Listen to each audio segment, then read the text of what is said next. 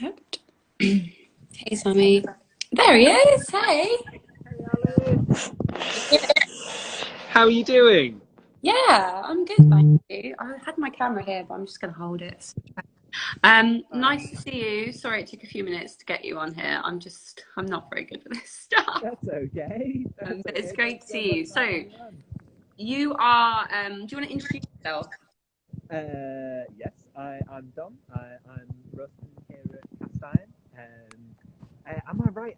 Have you all received some Passiflora this week in the Not RiSE coffee shop? everybody has. By the way, Dom, you're a little bit quiet.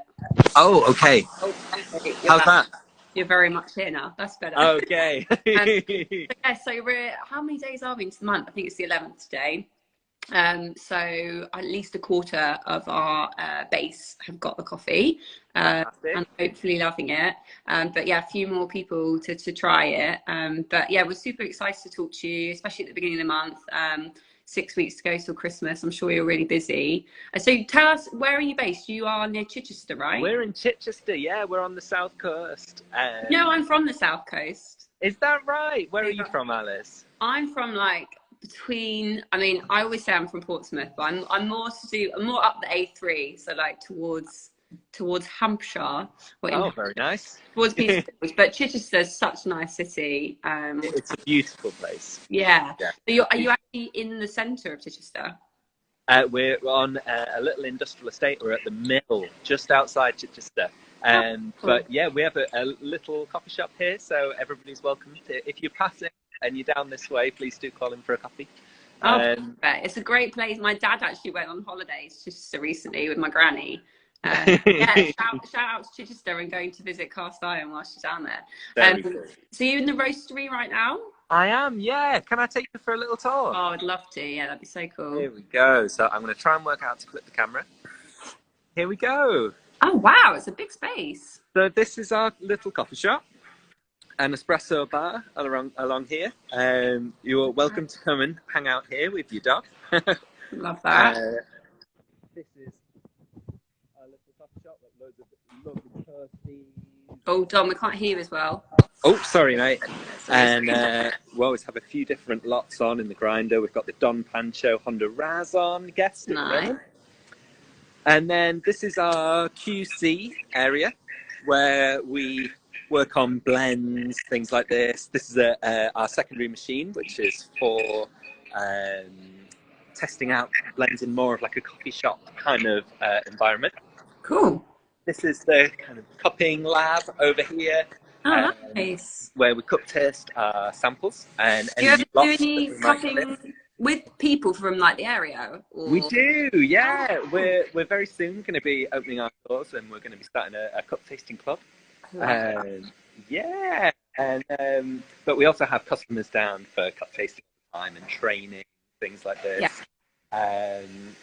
And it's, yeah, we use it for quality checking, things like this, our roast, making sure that everything is tasting sweet and delicious. Yeah, perfect. Yeah. And Dom, you haven't been, are you quite new with Cast Iron? I am, yeah, I'm brand new. Oh, amazing. And is this a move for you, as in you've moved down south, or have you been there? Yeah, I'm from North Yorkshire originally. Yeah. Once upon a time, but I've lost the accent now, and now I like to think I have anyway. Awesome. And then yeah, this is our main roasting space. This is the roaster that started everything for Cast Iron. It's a 6 kilo Gießen roaster, and it's fantastic for roasting our sort of smaller single origin lots. Yeah. And then this is the full production roaster, the W30. Goodness. So how many kilograms does that do? 30. So this is for the main kind of house espresso coffees, the house Brazils, Colombias.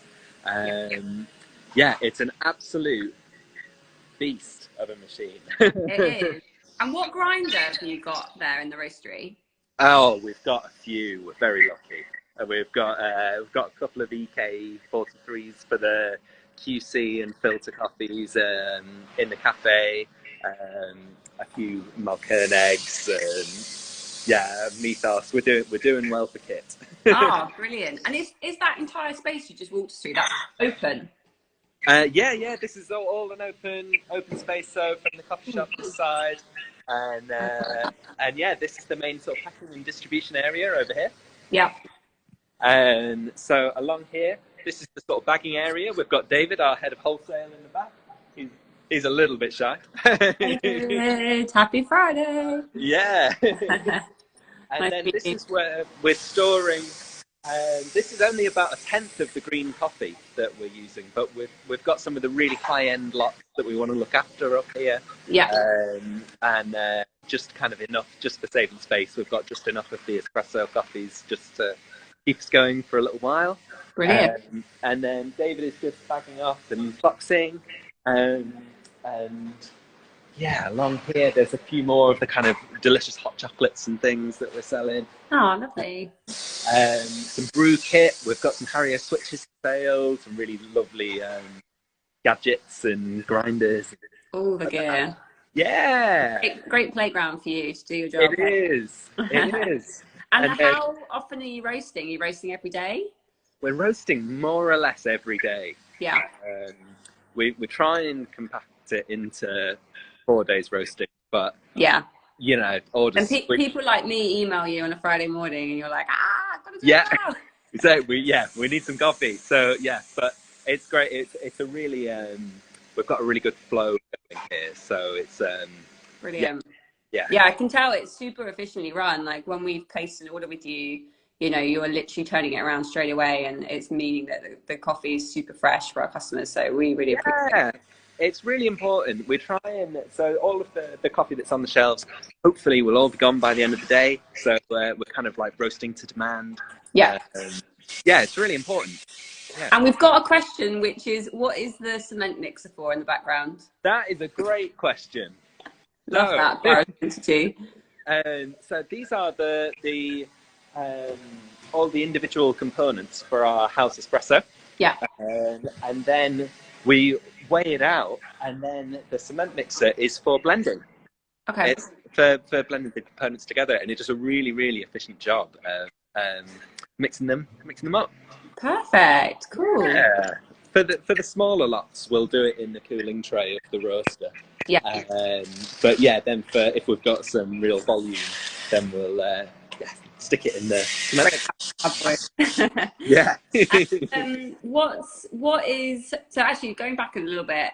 How long has cast iron been going for? And you haven't always been this size, I guess. You've got quite a big space there. No, it's grown. It's so they've been roasting since 2014, yeah, I think perhaps it was a year and a half ago. Moved to the new site in Chichester. It used to be in a beautiful old farm building in Fullborough.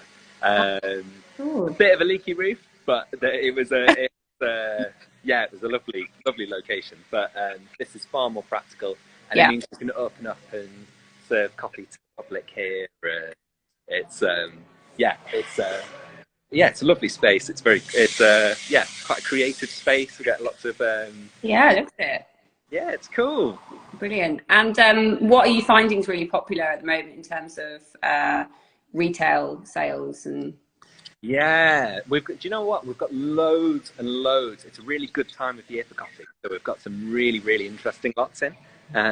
If any of your followers are ever find yourselves on the website, I'm really enjoying the new Gulmard Natural Kenya.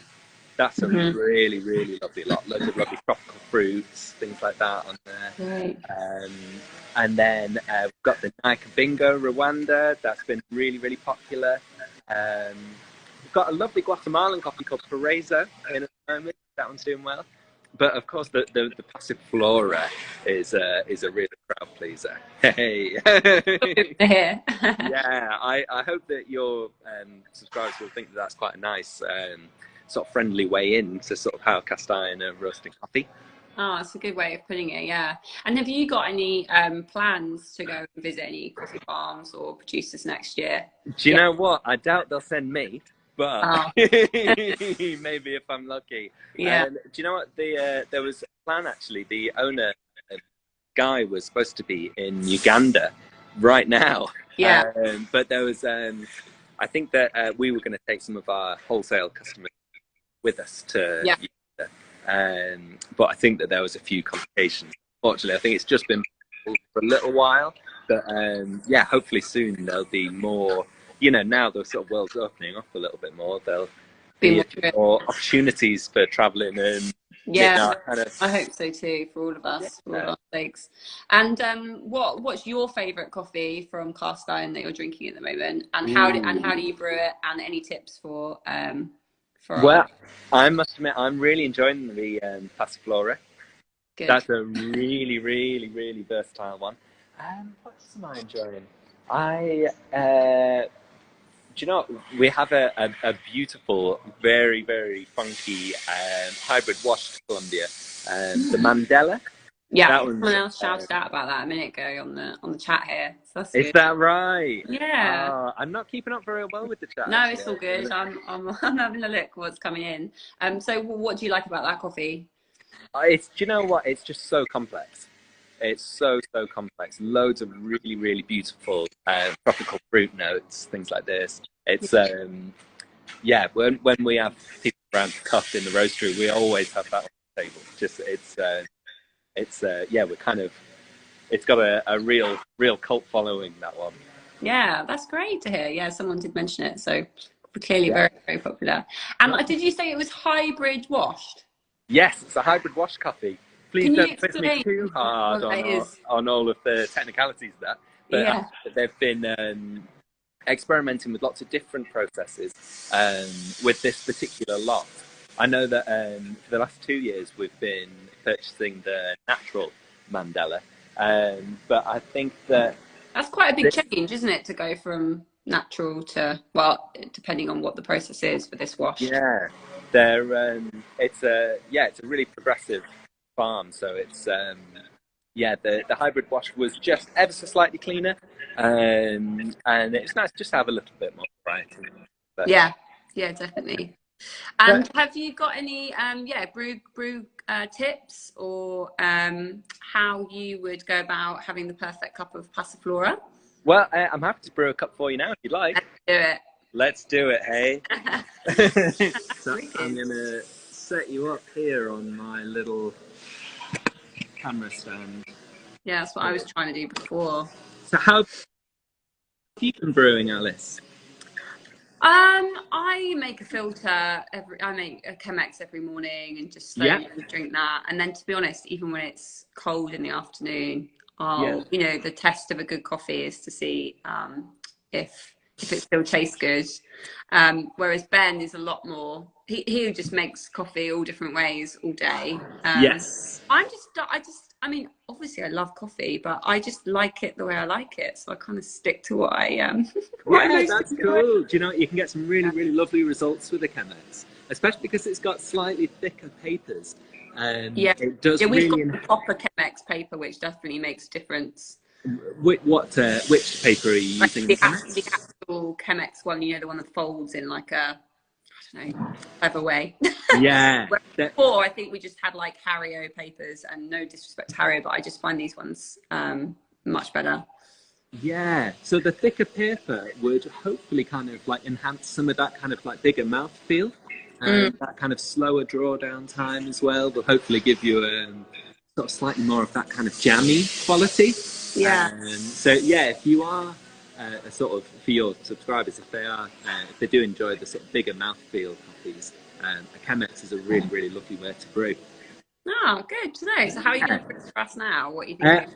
I'm going to do just a really, really simple, just Hario V60 recipe. It's a really kind of friendly, all-rounder kind of brewer. They're super popular and for a really good reason. I always encourage people. We've had like a lot of people at coffee festivals come up and say, my Sage barista's broken, so I'm not drinking coffee. And I'm like, go and buy yourself one of these. I mean, it's like £5 or something. Yeah, they're cheap. They last forever. The plastic ones are really good too. The glass ones are very beautiful. I've got a metal one.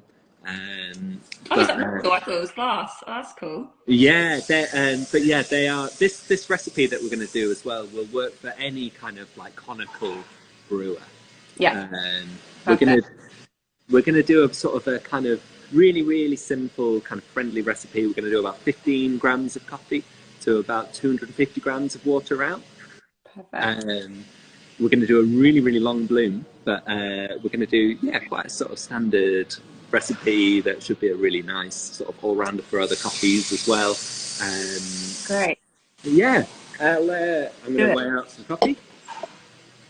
And how important is for people at home the having an electric coffee kettle and the water temperature? How important would you say that is for? So with water temperature, water all round is a rabbit hole of unanswerable questions. But I tend to find, if you don't have an electric kettle and you can't set the temperature, I would take it to boiling and then just leave it for about 30 seconds before starting to pour. Yeah. But I've found this is getting really geeky. But if you have harder water, I would tend to brew at an ever slightly lower temperature. So if you have very soft water, then you can take your water a little higher. This is just, I don't have any science to back this up right now, but this is something that I've really noticed within my brewing over the years. Do you know, I've never heard that, so that's brilliant to hear that. Well, yeah, I'm not sure if I can take all the credit for that one, but it is something that I've noticed. Yeah, it's interesting. Because I would say where you are, like down south, the water is pretty hard, right? It is, but we're very lucky. We have. Obviously you have filtered water, but I mean, like in this area. Yes. Because I used to live there. The water's like really hard, like not good. It is. I think that. Ideally, no one wants to be buying bottled water. Yeah. But there are lots of good options at home. Like even just using a Brita filter at home will make a really big difference. Aside from grinding fresh, I would say that filtering your water is probably one of the biggest things that you can do to improve your coffee at home. Yeah. Speaking of which, I'm gonna fill the kettle and stick it back on to boil. And I've got a very fancy electric kettle, but I'm gonna set my water to about 95 degrees for this brew. So I'm just gonna press go on the kettle. Nice. Should we have some hold music? Don't worry, I won't sing.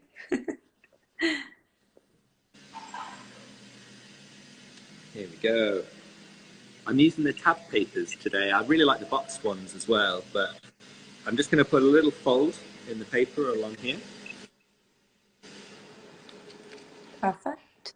Place that in here. And Dom, why are you folding it, the paper? So I personally I think that rather than pouring through the seam, I kind of think if you fold it over ever so slightly, you're kind of maybe pouring through the paper a little more. Yeah. It also, for me, it just fits in just perfectly each time. You don't, as most of you will know, that a kind of a Harrier V60 has these kind of like ribs, kind of around the inside, which keeps the paper away from gripping the sides of the brewer. Unlike a Chemex where it kind of glues to the edges. So it doesn't, I suppose it doesn't matter for it to be, I just feel like it's maybe more efficient if it does fit in really nice and snugly and perfectly. You don't want it to sort of glue to the sides and hug your brew or anything like that. But yeah, if you can get it just sort of resting in like that, that's pretty much spot on. But when we pour some water through to rinse our paper, it will hopefully sort of make the sides of the paper fit to the brewer really nicely. Nice, thank you. Speaking of which, the kettle's just boiled, so I'm going to grab it and I'm going to rinse it. As if you've done this before. That was good timing. Well, very Blue Peter. That was really good timing. I think we've got 9 people on, but we've had more earlier. Lots of friendly faces coming and going. Hey. Okay. There we go. Just going to rinse this through. You don't need litres and litres and litres, maybe about 100 grams, something like that.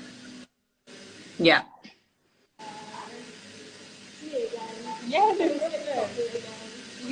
And so how many people are with you in the roastery, like operationally, you know? We've got top barista Lottie over here. She is.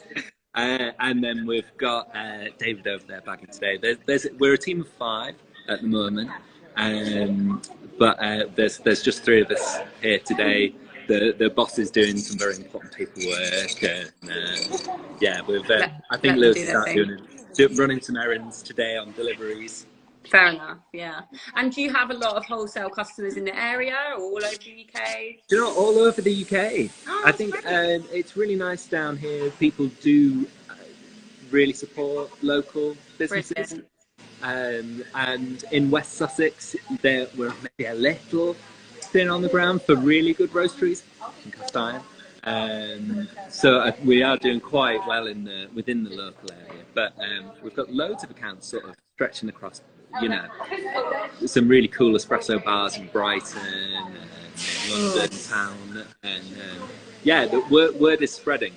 Yeah, great. And Barney Ridgewell's got a question, which is whereabouts are you based? I think we covered that at the beginning, but do you want to just give a shout back to that question? Yeah, so we're 11 and 12 The Mill on Stain Street, I want to say, but I am only 3 weeks in here. Yeah. But yeah, just outside Chichester at a brand new estate called The Mill. And yeah, we're open 6 days a week. We're just closed on Sundays. So yeah, if anyone is in the area, please do swing by for a coffee. Yeah, it looks like a lovely place just to chill out. It's nice and open, and bring a dog. Love that. Dogs are more welcome than people. Yeah. I'm just going to switch the grinder on, Alice. So that's what the noise is. Nice.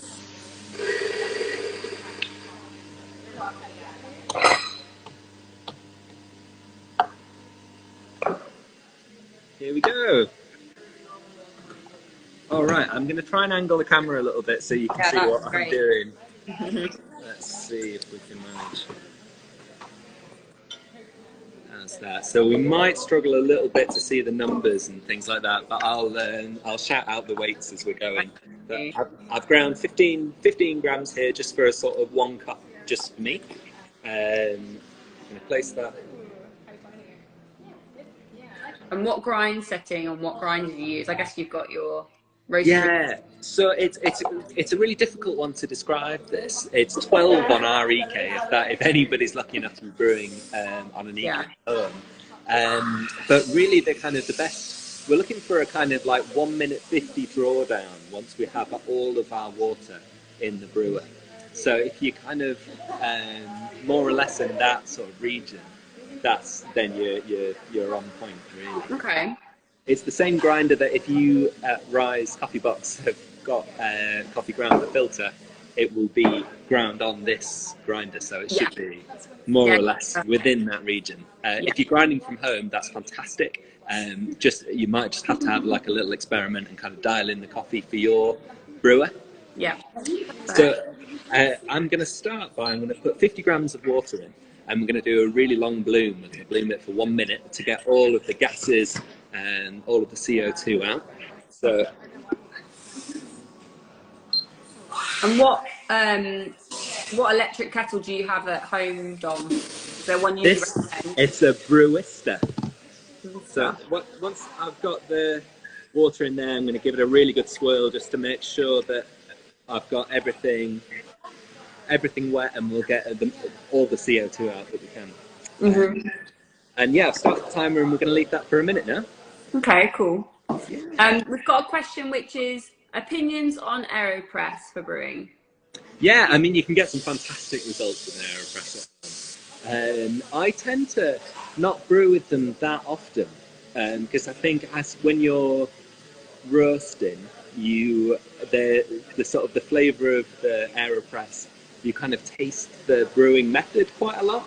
Yeah. Which is fantastic if you're brewing at home, because you can really draw out flavors that you enjoy by using a recipe that enhances, say, sweetness or enhances acidity. So it's a really, really versatile brewer, and it's if you're really into getting geeky with coffee, AeroPress is a really fun thing to explore.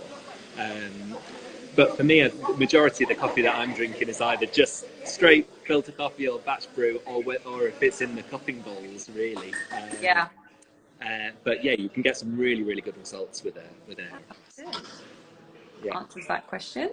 Cool. So we're actually at 1:30 now on my brew. Sorry. So I'm going to chuck all this water in. We're going to go all the way up to 250 grams. So we're going to add an extra 200 grams of water in now, all in one sort of quite fast pour. Brilliant. I'm going to go in the centre first, then small circles round.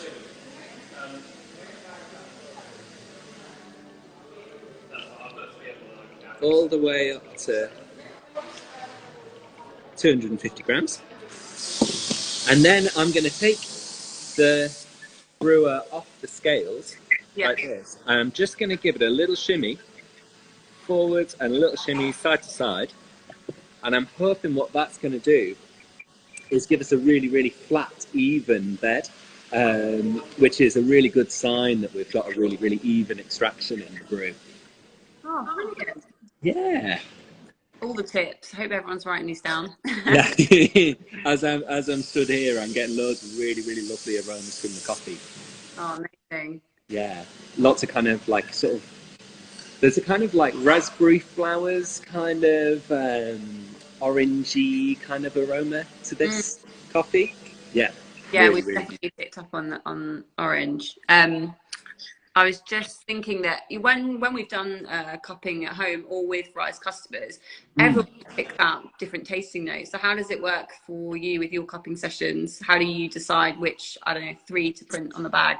So how do we pick the tasting notes? Yeah, and how do you like prioritize which ones, you know, because sometimes you get different notes, different days, different methods. You do. Tasting notes is a really, really interesting one. I think it's, do you know, I get asked about this a lot, and sometimes when I purchase bags from other roasteries, not to name any names, but it is almost like they're putting the tasting notes on there just to completely deceive you and throw you off. No, sometimes when it's like meringue pavlova or I don't know something, I'm just like, is that more marketing? Because we choose the tasting notes that are going to go on the bag during our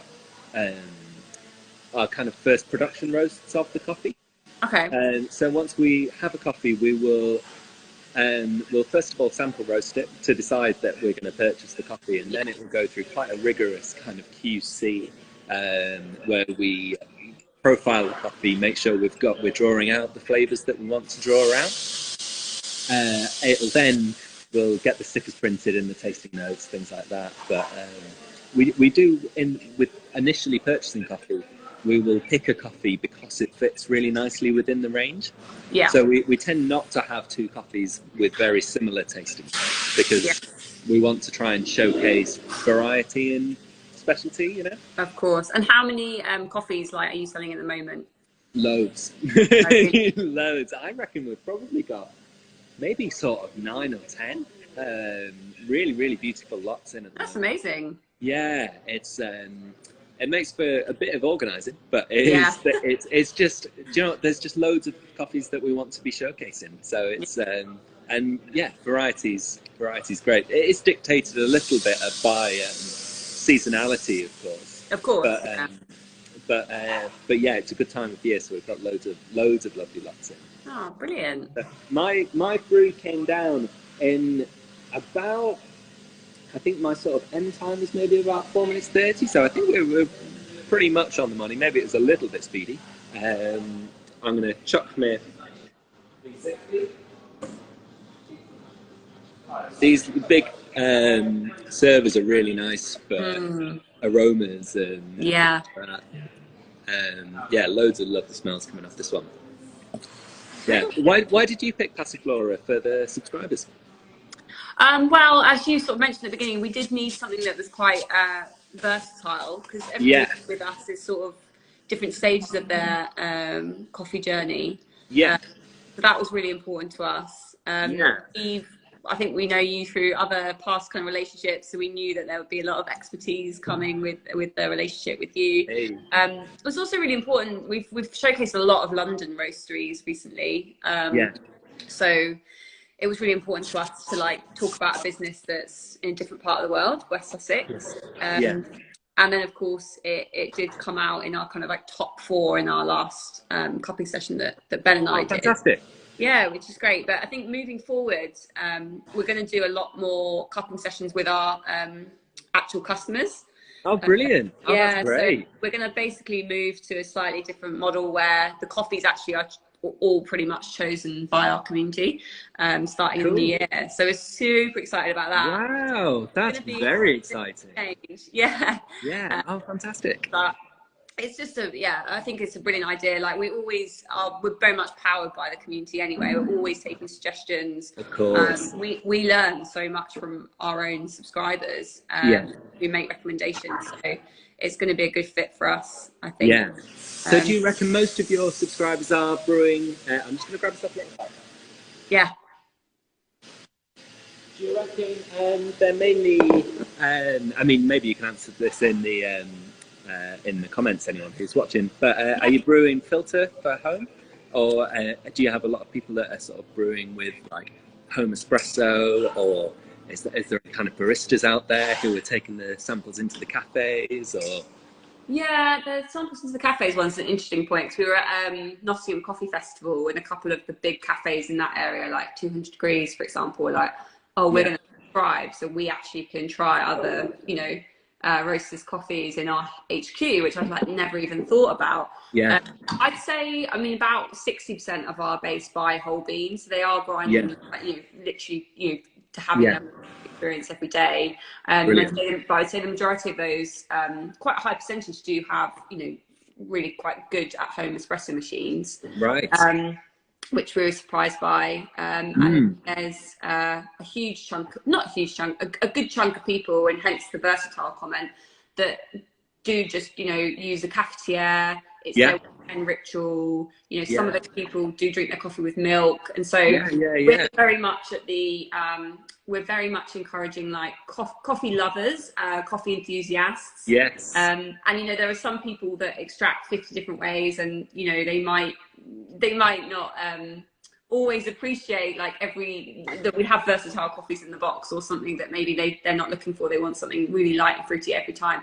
But we, encourage everybody to find what they love, and, just enjoy their coffee wherever they get it from. Yeah, and there's so many, there's so many interesting different processes and different sort of terroirs of different origins and things like that out there. I have noticed that at RiSE you do a really good job of showcasing a lot of different origins and different processing methods. That's really important to us as well. It's a really nice kind of curated kind of, also different roasting styles as well.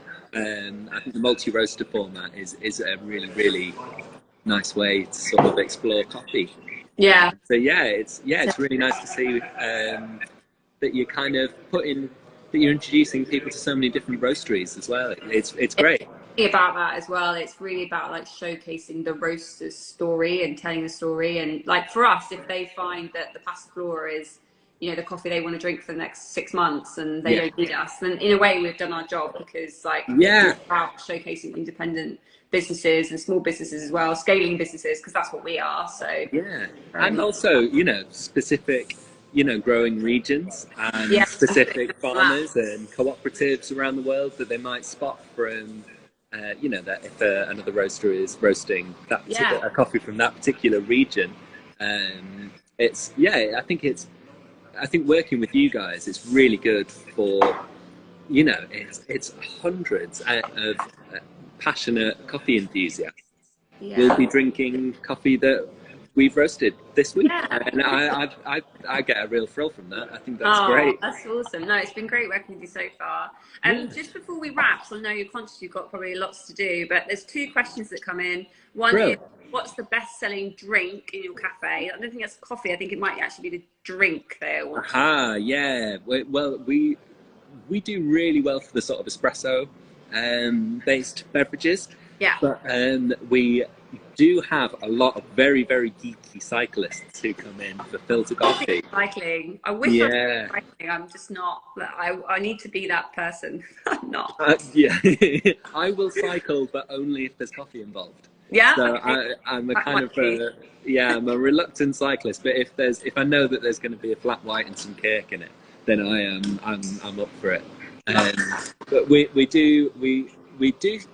sell a lot of kind of, you know, silky flat whites and stuff like that, but we do very, very well for we've got a lot of very adventurous coffee drinkers around here who are really into the filters, and it's quite even though I think, you know, with Chichester we have the university here, and we're not far from places like Brighton and Worthing, some really kind of up and coming, I mean Brighton's up and came ages ago, but places like Worthing where our coffee drinkers, things like traceability and environmental impact and things like that is very important to them. Yeah. So they really push us hard to sort of showcase not only beautiful coffees, but also showcase the farmers' hard work. And it's really important. Actually, we're just about to do a campaign for Christmas about like 12 days of Christmas. We're going to do 12 days of kind of the coffee community, and we're going to make sure that we're kind of heroing more the people behind the you know, the process, the beginning of the process, the farmers, the people washing the coffee. So that's going to be really good, I think, because sometimes it's so easy to forget that, like to not think that of that connection when it actually arrives with you.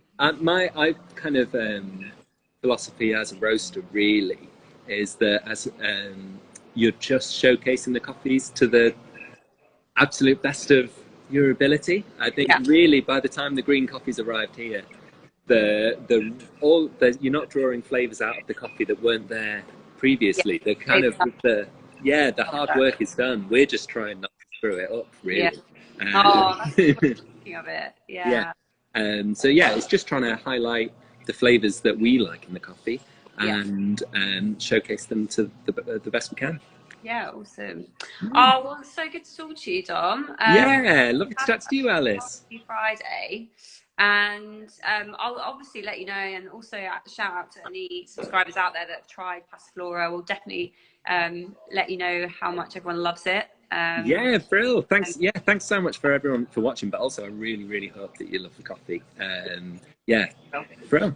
And if any of your subscribers wanted to keep up with what we're doing, we're trying to be a little bit more active on social media.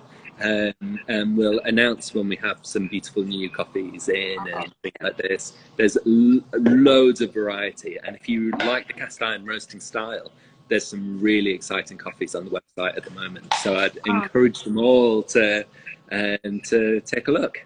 Yeah, great. Well, I'll try, if I'm tech savvy enough, to save this video. Cool. Encourage everyone to head to your website. So definitely. Brilliant. Awesome. Oh, thanks very much, Alice. Thank you for having me, and cheers to everyone who's watched. And hopefully we'll catch up again really soon. Yeah, awesome. Thanks, mate. Bye. Have a lovely day. Catch you later.